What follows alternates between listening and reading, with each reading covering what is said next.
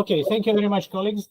I'm very appreciate this opportunity to present our results devoted to the effect of laser-induced residual stress on the fatigue properties on titanium alloy.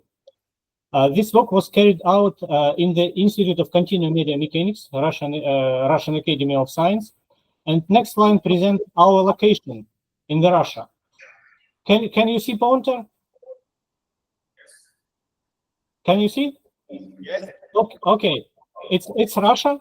We are located here in Ural Mountains, and our center is pretty big now. It's 6 departments, it's 6 institutes, and here you can see the main building of our research center now and about 150 years ago. On this point, I want to sincerely congratulate again Professor Yakovella. In this year, he was elected as a foreign member of Russian Academy of Sciences. And I believe that Russian Academy of Sciences is one of the oldest academy in the world. And I appreciate that now we have so important and so great foreign member. So let's go further. Next slide presents our small team. The name of the team is Laboratory of Solid Thermomechanics, and I'm only one presenter of these results, but here you can see all my young team, and all guys participate in the results which will be shared with you now.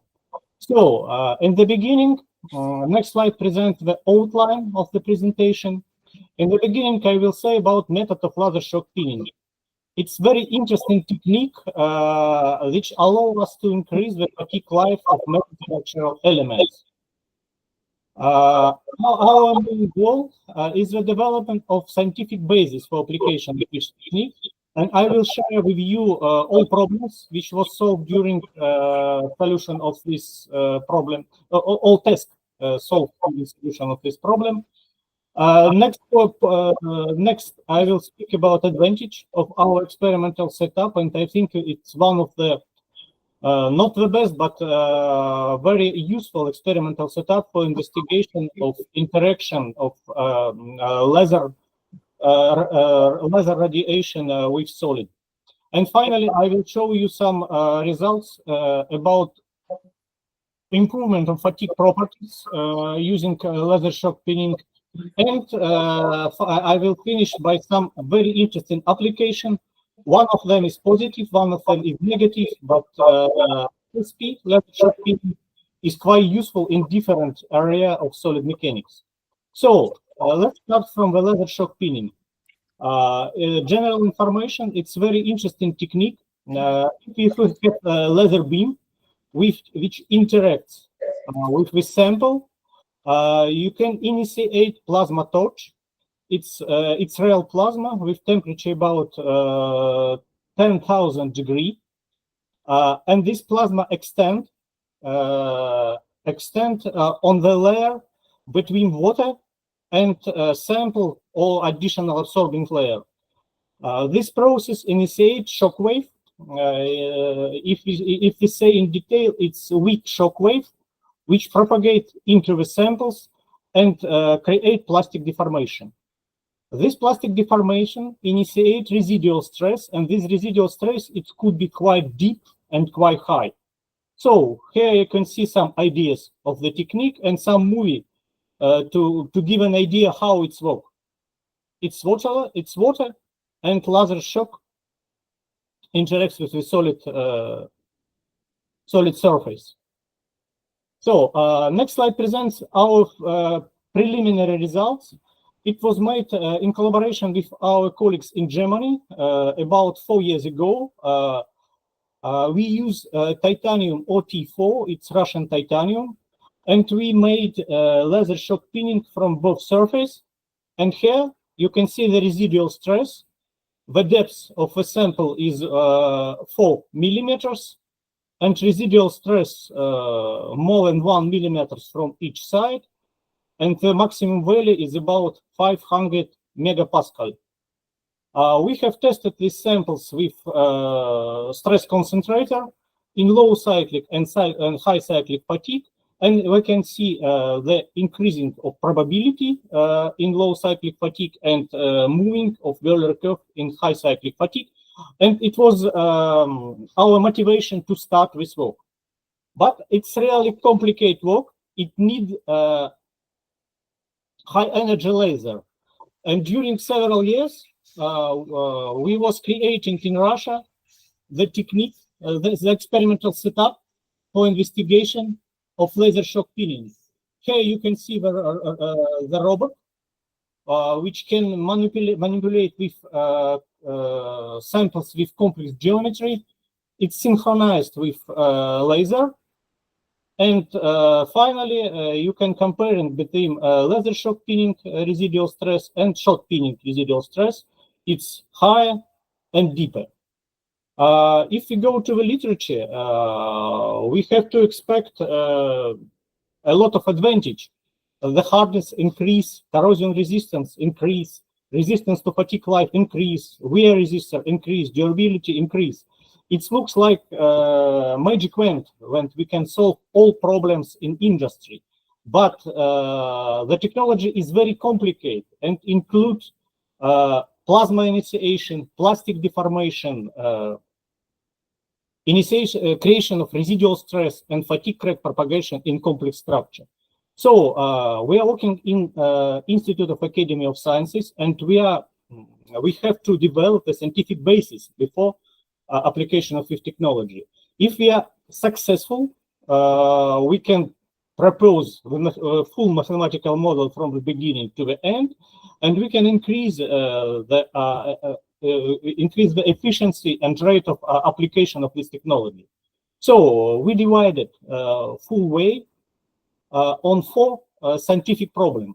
First scientific problem, it's evaporation of materials in generation of pressure wave, plasma torch, and generation of stress wave.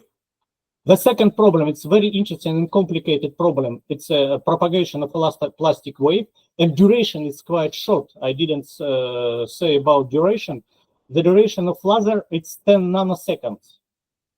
Now we are able to measure the duration of stress pulse, and duration of stress pulse is about 100 nanoseconds. It's very short pulse, and the plastic deformation is quite unusual. This plastic deformation creates the plastic deformation zone, and we have to solve the equilibrium problem and calculate the residual stress distribution in the specimen of complex geometry. And finally, we have to investigate the fatigue crack propagation, taking into account the heterogeneous residual stress field. If we have mathematical description of this problem, we have to verify it, and we add at least 2 additional experimental setup in our setup which realize laser shock pinning. It is photonic Doppler velocimetry. It's special technique which allow us to measure the velocity of free surface during our experiments.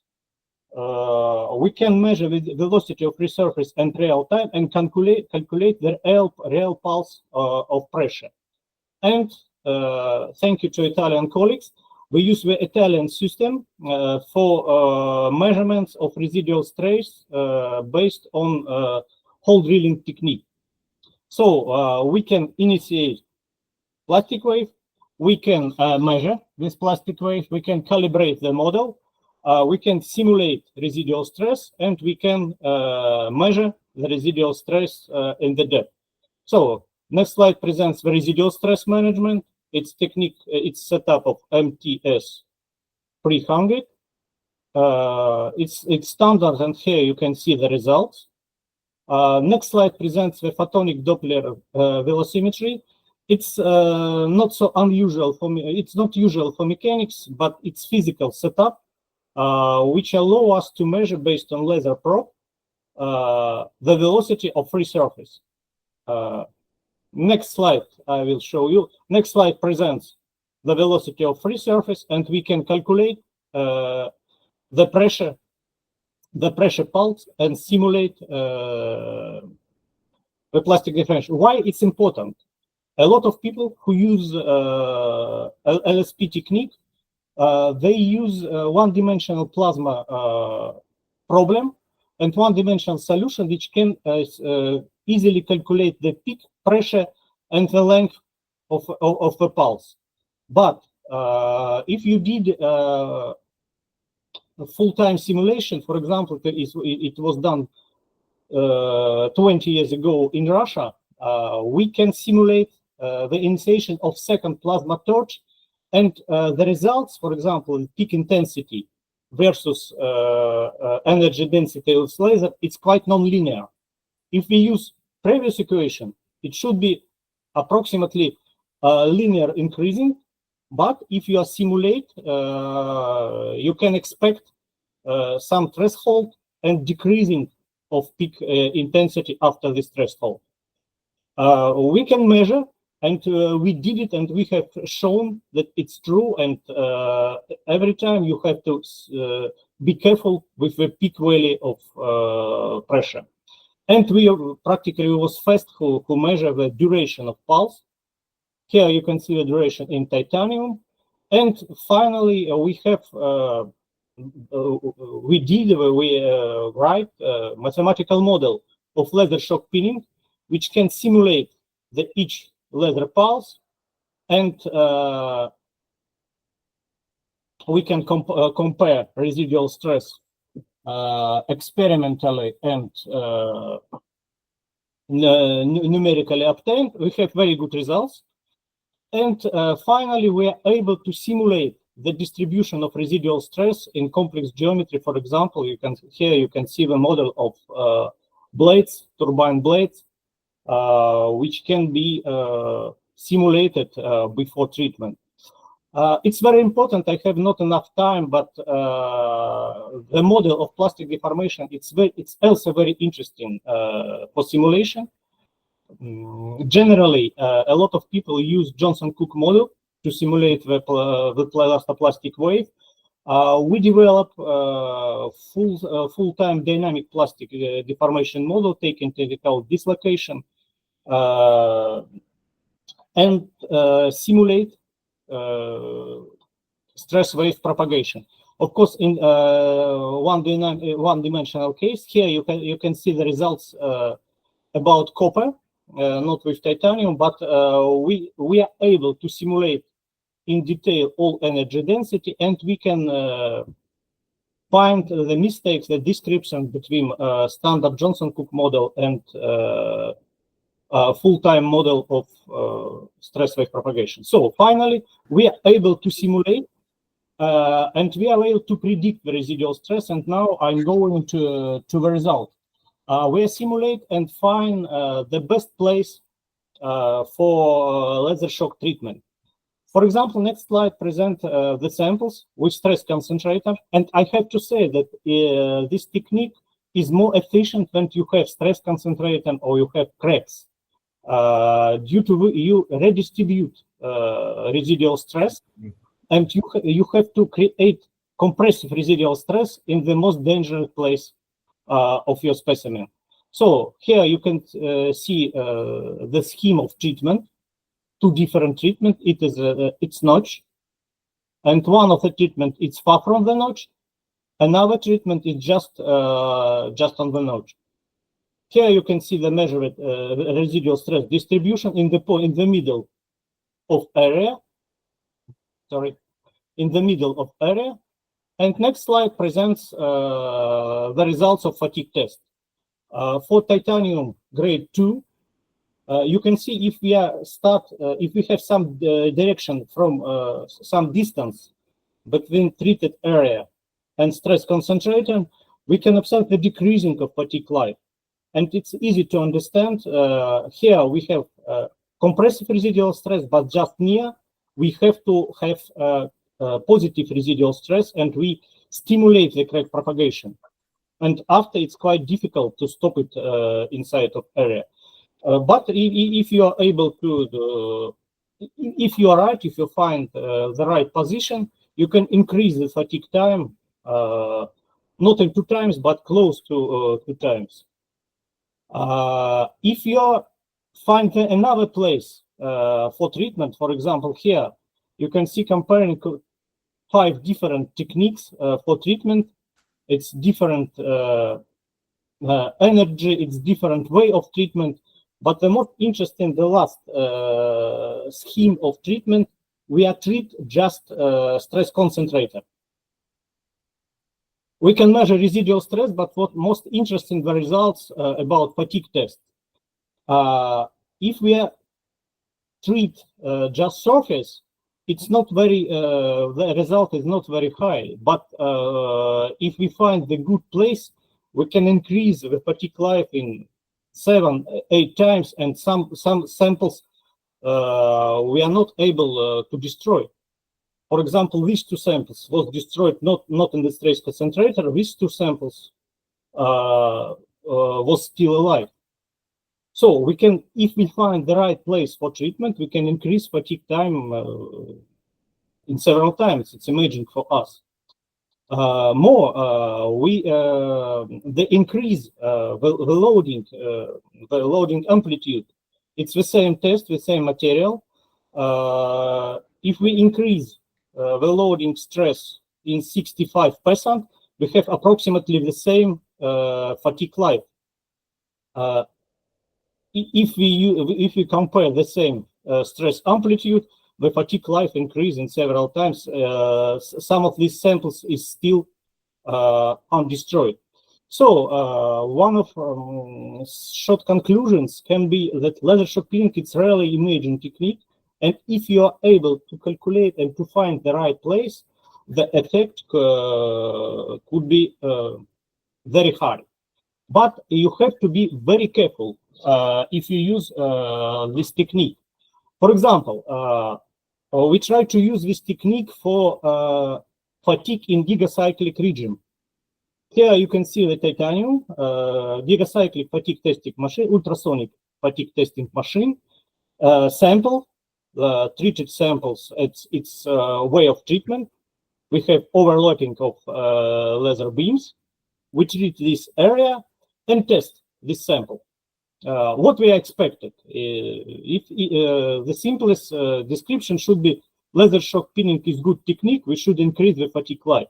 But if we can take account that initiation of fatigue crack is inside of a sample, and we move the positive residual stress just inside of the samples, we can expect another results, and results is really crucial.